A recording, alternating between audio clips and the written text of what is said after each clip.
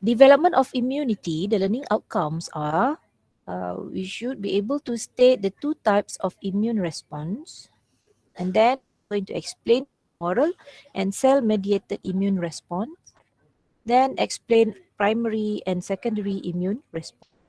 This diagram shows cells of immune system, the lymphocyte to be specific. There are two types of lymphocyte, the T cells, lymphocyte T, and the B cells, lymphocyte B. So the difference between these T and B lymphocytes based on where they mature. Matang kat mana For B cells and T cells, both are produced in the bone marrow. But then cells mature in the bone marrow, while T cell will mature in the thymus. This type of lymphocyte produce different immune response. T cell is specifically involved in cell-mediated immunity, while the B cells involved in antibody-mediated immunity. We are going to look into details of the responses. Lymphocyte, the T stands for thymus because it matures in the thymus. There are a few types of lymphocyte T. T lymphocyte. First, we have the cytotoxic T cells. It will be written like this, the capital T with subscript C, while healthy cells have H as the subscript. The cytotoxic T cells play its role by binding infected cells and then helps to lyse the infected cell. Infected cells ni sel kita yang dah tercemar dengan jangkitan. Mungkin ada bakteria, dah rosak oleh bakteria dan virus. So cytotoxic T cells will demolish ataupun dia nak musnahkan sel yang dah rosak tersebut. So they will bind to the infected cells and then lyse it. While helper T cells secrete interleukin 2. Interleukin 2, the abbreviation is like this, to activate B cells and cytotoxic T cells. So without interleukin 2, cytotoxic cell will not be activated to play their function. Another T lymphocytes are suppressor T cells and also memory T cells. The suppressor T cells help to end the immune response when antigen has been eliminated. So the reaction will stop there. Without suppressor cells, the cytotoxic T cells will continue to come looking for any infected cells. Then memory T cells will remain in the body even after an infection is over. They are there to memorize type of antigen or antigen or pathogen that can initiate infections atau to our cell. So without the memory T cells, we are not going to identify faster. Jadi tindak balas kalau dah T cell dah tak ada, tindak balas kan bermula daripada awal. Then we have the inducer that secrete lymphokines to induce macrophage activity. This is specific to macrophage. Kita tahu macrophage ni aktiviti dia ialah engulf phagocytosis, engulf any foreign substances or pathogens. So if they are not induced, tak diaktifkan, they will not be able to do the phagocytosis process atau engulf the intended pathogen. While B lymphocytes produce plasma cell and memory B cell. The plasma cell is important to secrete antibodies. So if people ask what type of cells secrete antibodies, the answer to be specific is plasma cells. Plasma cells of B lymphocytes. While the memory B cells, hence the name is memory, the memory B cell will initiate production of plasma cells when encounter the same bacteria in future infection. Maksudnya, so memory will produce the same types of antibodies for that particular pathogen or antigen. And then we have also macrophage. Aside from lymphocyte, we have macrophage, which also serve as antigen presenting cell to B cells and T cell. Okay, apa maksud ayat kat sini? Macrophage ni as antigen presenting cell. Ingat tadi kita aktifkan dia untuk dia bacteria dengan virus ataupun any foreign substances. Jadi bila dia dah engulf, dia dah digest, dia dah jadi sel yang mengandungi antigen bahan yang bahaya tersebut. So it is called antigen presenting cell. Jadi bila dia ada antigen, dia dah makan bakteria yang ada dalam badan kita. They will present the antigen that they have already engulfed before to be recognized by B cells and T cells. Jadi B cell dengan T cell ni dia tak semestinya cari pathogen dengan antigen yang free dalam darah.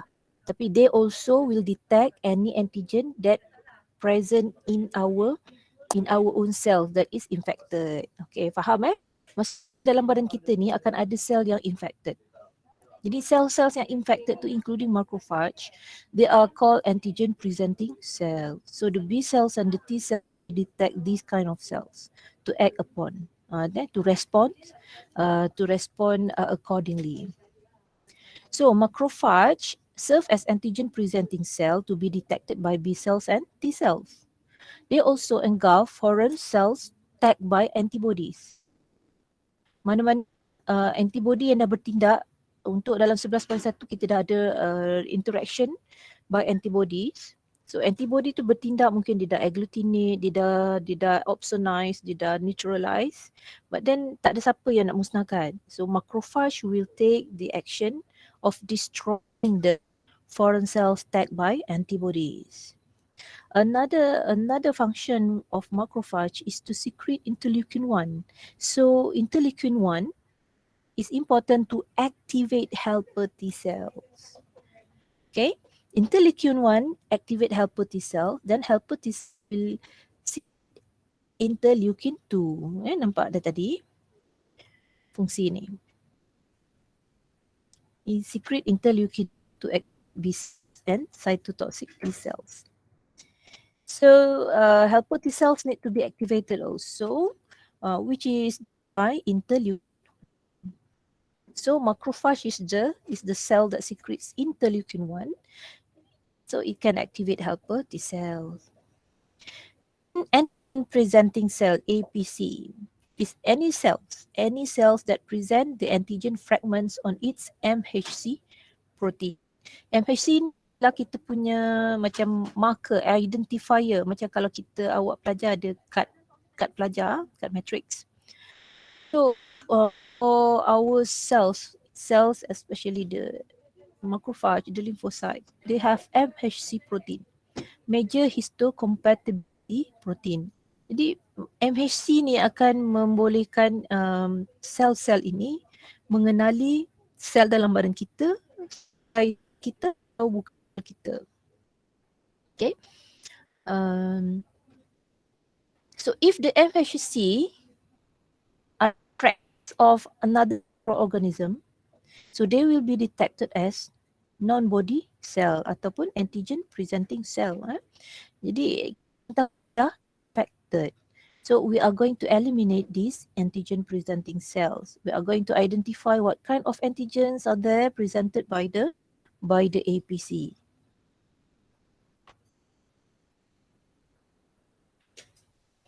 MHC is a glycoprotein on the surface of the cell.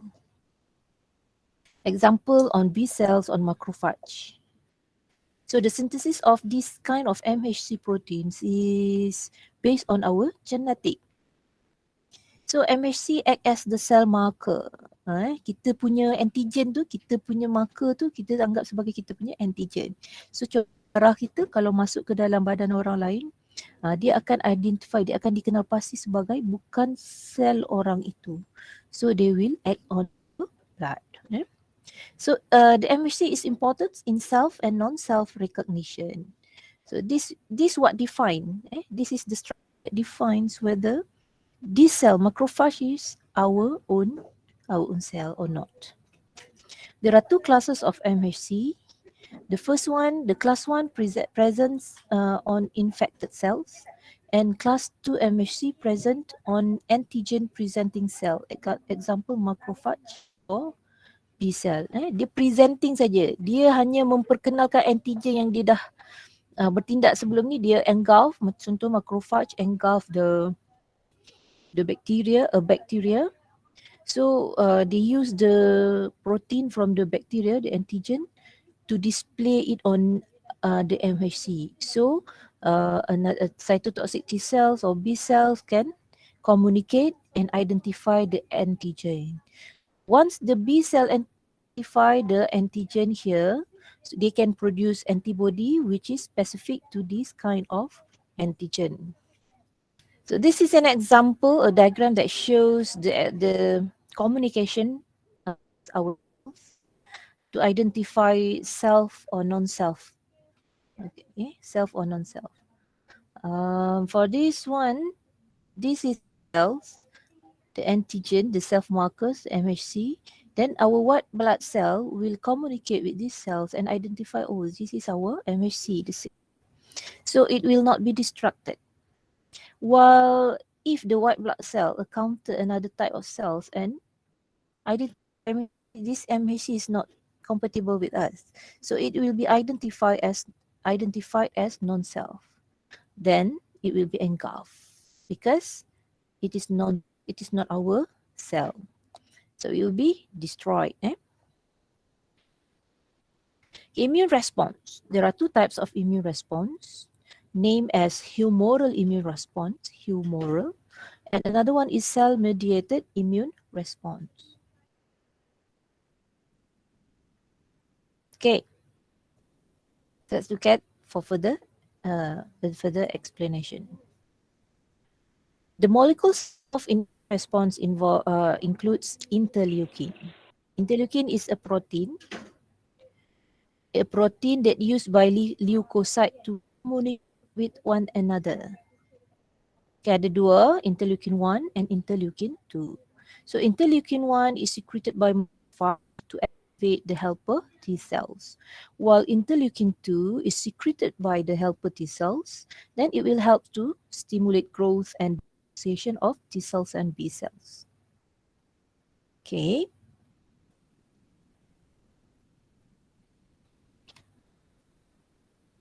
This shows macrophage engulf a microbe.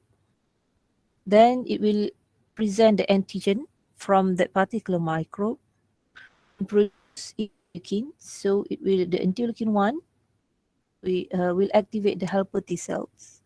Then helper T cells secrete interleukin 2, will activate B cells and also cytotoxic T cells. So interleukin 2 helps to trigger the response, the both responses, immune response. Humoral immune response because it involves B cells, then cell-mediated immune response because it involves cytotoxic T cell. Immune responses, two types of immune responses, humoral immune response and cell-mediated immune response. Let's look at humoral immune response first. The definition is an immune response involves production of antibodies by B lymphocyte. So ada dua bahan penting kat sini. Pertama, the B lymphocyte. B lymphocyte produce antibodies. So humoral immune response is about antibodies production. Okay, siapa yang hasilkan antibodies production? Plasma cells of B lymphocyte. Okay, saya dah sebut spesifik. So this immune response is a defense against free bacteria, toxin, viruses. Okay. The B lymphocytes have antigen receptor on their surface, which is also called as antibody-mediated immune response. Okay. Sorry, the humoral immune response also called as antibody-mediated immune response. Jadi humoral immune response is about production of antibody. Let's look at this diagram. We have this macrophage digesting the bacteria. So this is an APC, antigen presenting cell. This macrophage will secrete interleukin 1, the activate helper T cell. So helper T cell is communicating with the macrophage to identify what type of antigen.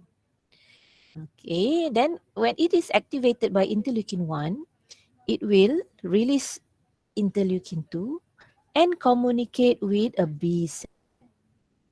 So this interleukin 2 will activate the B cells. What happens next is B cells will produce clone of plasma cells and clones of memory B cells.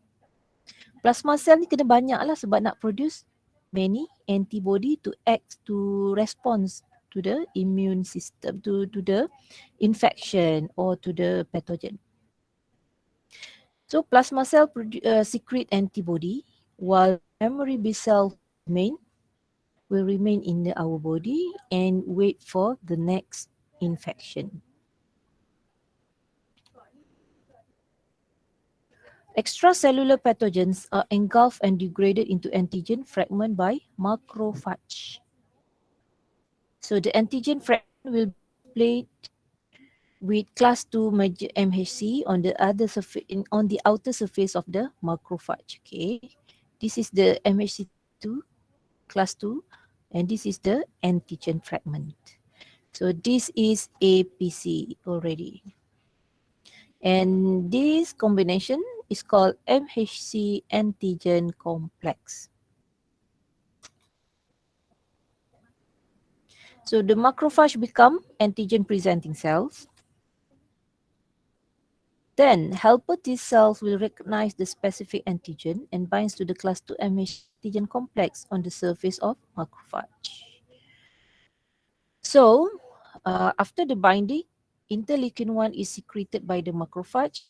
The helper T cells become activated. Next, the helper T cells enlarge in size and proliferate to form clones of helper T cells and memory T cells. Dia proliferate, kemudian dia differentiate. Proliferate and differentiate. Dia ada differentiation. Sebab apa? Dia nak bandingkan, dia nak pecahkan TH T cells dengan memory T cells. So memory T cell will remain. The B cells with receptors binds specifically with antigen. Ni at the same time tadi macrophage they engulf the bacteria, ni the same bacteria. While the macrophage is engulfing the microbe, the bacteria, B cells also are exposed to the bacteria, the same bacteria. So B cells with receptors bind specifically with the antigen. Then the antigen enter B cells and degraded into antigen fragment. The antigen fragment presents as 2 MHC antigen complex on the surface of B cells. So B cells ini pun dianggap sebagai APC, antigen cell. The activated helper T cell with specific receptor bind to the APC of the B cells. Tadi helper T cell ni dah activated by the interleukin 1 secreted by phage. And then helper T cells communicate with the APC B cells, antigen B cells, and then it will secrete interleukin 2. So once interleukin 2 is secreted by the helper T cells, B cells know what to do lah. Thus it will be activated. B cells is activated.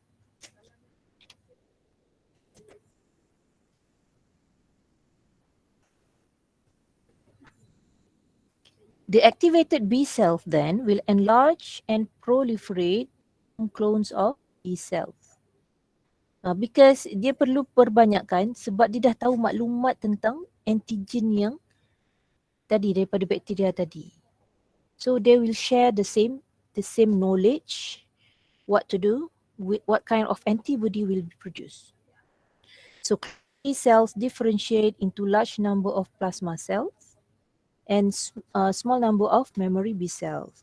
Jadi dia akan differentiate, dia akan proliferate, bertambah bilangan dan kemudian differentiate Bahagian besar jadi sebahagian besar jadi plasma cell dan sebahagian kecil jadi memory B cells. The plasma cell produce antibody that can act against the antigen or the microbe producing that kind of antigen.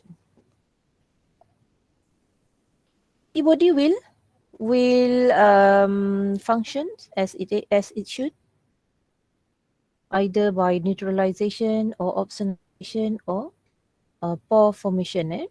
The antibody transported through blood circulatory and lymphatic systems mainly in lymph nodes. Jadi antibody ni dia akan masuk ke dalam sistem limfa kita, lymphatic system. Antibody then will bind with antigen and antigen binding site forming antigen-antibody interaction. Jadi ni yang kita semua untuk kelas H2, T4 dan T7, H1, T5 esok saya akan ajar. Jadi interaction dia neutralization dan dia akan opsonize ataupun dia akan membentuk liang pada mikrob tersebut. Jadi mikrob itu akan destroy, pecah, lyse. Activation of complement system and pore formation, itu 3. The memory B cell will remain in the body even after the infection is recovered. So memory B cell later on dia tak perlu tunggu macrophage punya tindakan.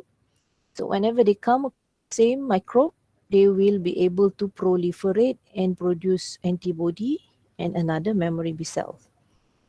If the same antigen encountered in the future are faster, ini faster.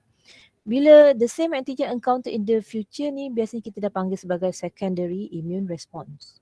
Dah peringkat kedua, maknanya tu secondary, faster and greater and long lasting. Sebab tu bila kita terdedah sekali, memang kita tak balas, tapi kalau kita terdedah kali kedua, ia lebih bermakna. Sebab tu bila vaksin tu ada 2 kali vaksin tu, dia akan memberi lebih kekuatan kepada immune response kita. Okay, lebih cekap lagi. Sebab second time is faster, greater and long lasting. Sebelum saya masuk for the second immune response. Faham Primary immune response tu adalah pendedahan badan kita, immune response kita pada kali. Secondary immune response tu adalah pada kali kedua. Dan selalunya kali kedua ni sometimes ada orang bila dia kuat dia tak demam langsung. Dia tak teruk. Ataupun dia sebab dia dah ada memory cells tu. Now I'm explain about cell mediated immune response.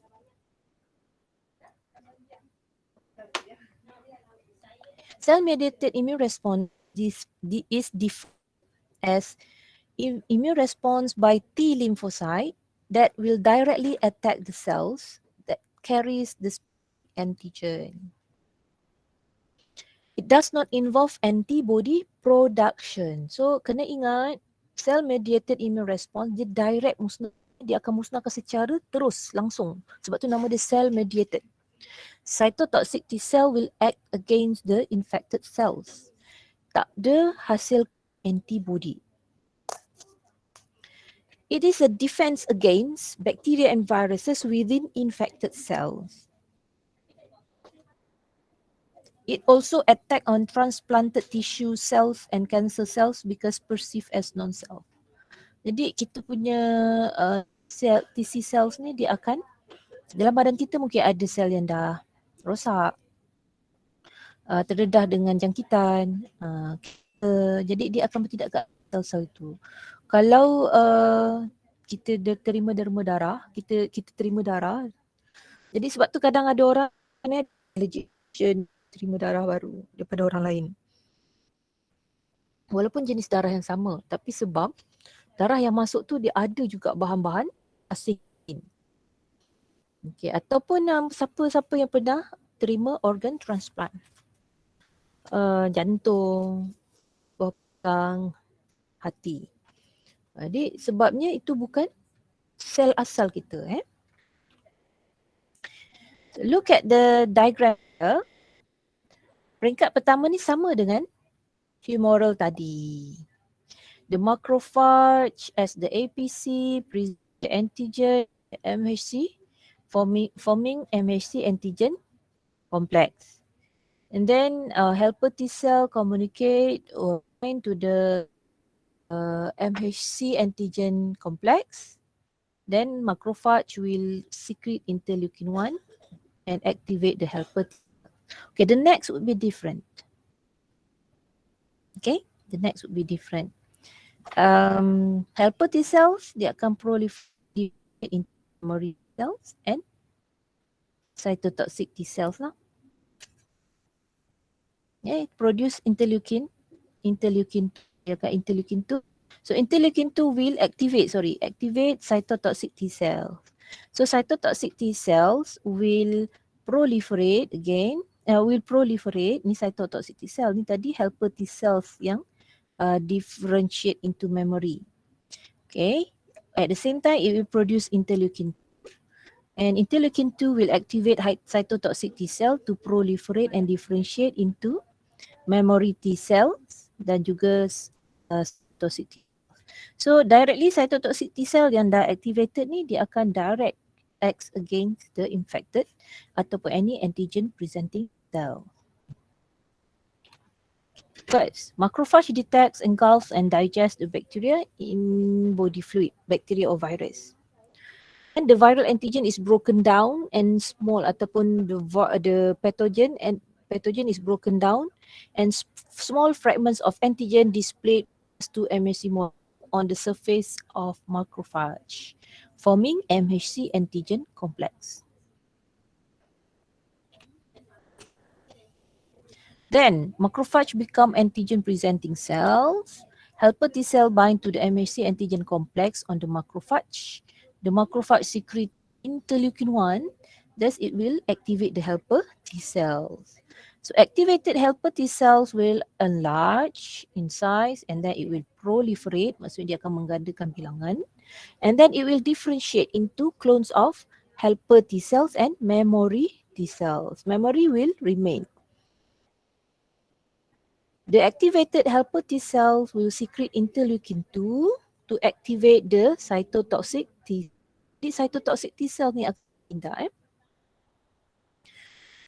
The activated cytotoxic T cells undergo proliferation, then different form other T cells and memory T cells. So dia akan bertambah bilangan dia dan juga ada sebahagian kecil akan remain as a memory. Most of the TC cells will find another antigen presenting cells. The infected host cell will display the antigen fragments on class 1 MHC molecule. Ni sel kita contoh tisu yang rosak, yang dah infected. So the cytotoxic T cell will bind to the 1 MHC and complex on the infected cells. Then the activated cytotoxic T cells, they act against the infected cells kan, by releasing perforin and granzyme. So when they release perforin, the perforin will create pores in the membrane of the infected cells. So once the infected cells has pore, water and ions will flow into the infected cell. The cell will lyse. Okay, granzyme pula is a hydrolyzed protein in infected cells, and then granzyme and then induce apoptosis. Apoptosis ni cell death macam bunuh diri. So granzyme ni dia akan menyebabkan sel yang terjangkit itu self-destruct, mati. So the cytotoxic T cells detach themselves before the infected cell lies. It start to forage for other infected cells. Jadi sebelum terosak, sebelum sel itu rosak, dia akan detach lah dengan diri sekali rosak. Okay, boleh baca slide ni, dia punya susunan sequence of events. Okay, macrophage, antigen presenting cells, secrete interleukin 1, activate helper T cells. Helper T cells secrete interleukin 2. That will activate cytotoxic T cells to proliferate and differentiate into ini immune response. Humoral. Okay, sorry. Helper T cell secrete interleukin 2 will activate B cell to proliferate and differentiate into plasma cells and memory. Plasma cell will be producing antibody, and then antibody will act against the microbe. While cell mediated, macrophage as APC, the helper T cell bind to the MHC, class 2 MHC antigen presenting, MHC antigen complex. Interleukin 1 is secreted by macrophage to activate helper T cells. So helper T cells will proliferate, and then at the same time it will secrete interleukin 2, which will activate the cytotoxic T cells. Cytotoxic T cells then will proliferate and differentiate into memory T cells dan juga clone of cytotoxic T cells. So the cytotoxic T cells will go to the infected cells that display the antigen fragments, the same antigen, and destroy the infected cells by releasing perforin and granzyme.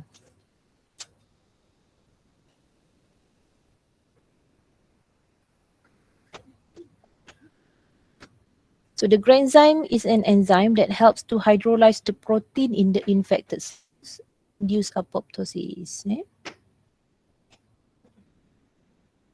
In a summary, macrophage is the most important part here. Without the macrophage engulfing the pathogen, there will be no first knowledge of what is invading our body.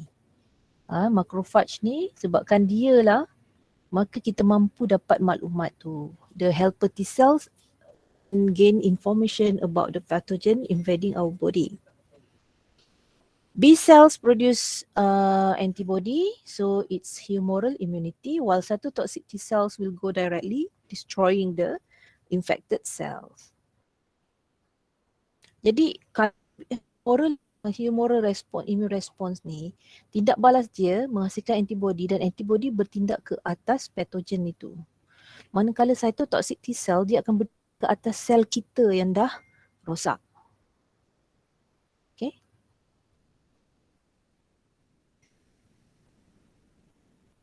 Ini summary dia. The humoral immune response will make antibodies. B cells makes antibodies that will bind to antigen in body fluid. While cell-mediated immune response, the cytotoxic T cells will destroy the infected body cells. Beza paling utama antara humoral dengan cell-mediated. Kita tengok pula primary immune response. Definition, and initiation of lymphocytes that occur during first exposure. Macam tadi saya dah sebut, primary first exposure. Macam baru lahir, tiba ada orang kena chickenpox. Itu adalah first exposure. Jadi tindak balas baby tu adalah primary immune response. Jadi primary immune response, kalau kita tengok sebenarnya, dia beza antara primary dengan secondary tadi. Secondary is faster, produce larger response. Itu maksudnya antibody concentration. In terms of antibody concentration, the secondary will produce more antibody. Untuk primary immune response, the antibody is produced, but it takes, nampak ni, 7 hari nak produce antibody. And the amount of antibody is also smaller here. Okay, ini antibodies to A, antibody to B. So this is different types of infection. Yang biru ni, this is secondary immune response for antigen A. Nampak tak? So when first time exposed to antigen, that is a primary immune response. Atau contoh, when receive first dose during vaccination. Baby lahir, ada injection. Ada yang TB, ada yang MMR. MMR ni mumps, measles and rubella. So once they are vaccinated, baby is vaccinated, lymphocyte B will proliferate and differentiate into plasma cells and B cells. Punya sequence of event macam yang saya terangkan tadi, macrophage will identify the vaccine, dia akan engulf and then present APC anti complex and then helper T cells. Jadi sebab tu ambil masa. Dia ada ambil masa sampai konon 7 hari kalau ikut gambar ni. Then beberapa bulan baby will have the second dose. Jadi second dose tu bila dia introduce to the same antigen, jadi reaction is faster sebab dia dah ada memory. Okay, plasma cells produce antibodies during primary immune response. The concentration of antibodies very low, and the antibody produced is mainly IgM. IgM ni primary immune response for primary immune response. Then primary response peak up to 2 weeks, 7 to 14 days after initial exposure ni sampai ni peak up. The response is short-lived sebab tu ada penurunan. After a short time, antibody level declines due to the short-lived antibodies. Jadi ada kemungkinan kalau kita lambat ambil dos kedua, jadi sempat antibody tu musnah dulu. Bila musnah dah tak ada memory, seolah-olah bila kita inject kali kedua, seolah kita inject yang pertama. Jadi kita ada tempoh dia yang kita perlu pick up second dose. Jadi bila pick up second dose, memory plasma cell ada lagi. So dia punya tindakan dia menghasilkan antibody lebih cepat. While is developing, a stricken individual may become ill. Sempatlah kalau ni kan sakit dulu baru ada antibody tu. Illness diminish and disappear when antibodies and T cells eliminate antigens from the body. Secondary immune response defined as immune response produced during the second exposure to the same antigen. Mesti ada same antigen. Okay, itu baru secondary immune response. So when our body is exposed to the same antigen for the second time, the memory B cells will recognize the same antigen faster. So memory B cells will proliferate rapidly into plasma cell to produce antibody. And the antibodies produced is mainly IgG. Kita ada 5 GMADE, primary IgM, secondary main IgG. Ingat tu. Okay, ni contoh Looks like we are in charge of the second offensive divide. So dia akan divide lagi kepada plasma dan juga memory. Nah, kali ni memory akan jadi lebih banyak dan longer lasting. The response is faster 2 to 7 days due to high concentration of antibodies, and the antibodies produced have greater affinity antigen. Maknanya dia punya kecekapan lebih tinggi. Long lasting. Longer period will stay in our body longer period.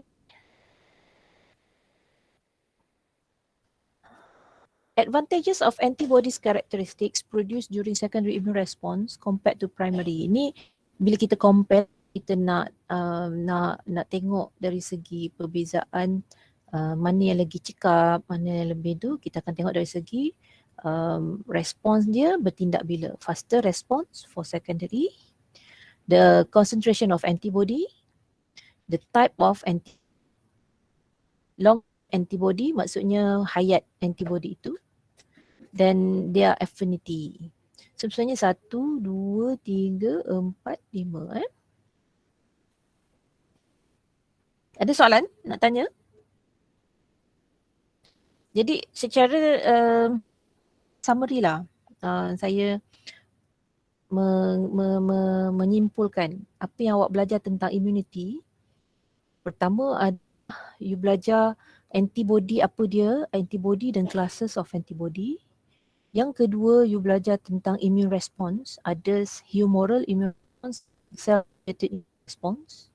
Dan yang ketiga, you belajar tentang primary and secondary immune response. So primary and secondary immune response ni adalah di bawah humoral immune response. Sebab dia menghasilkan antibody.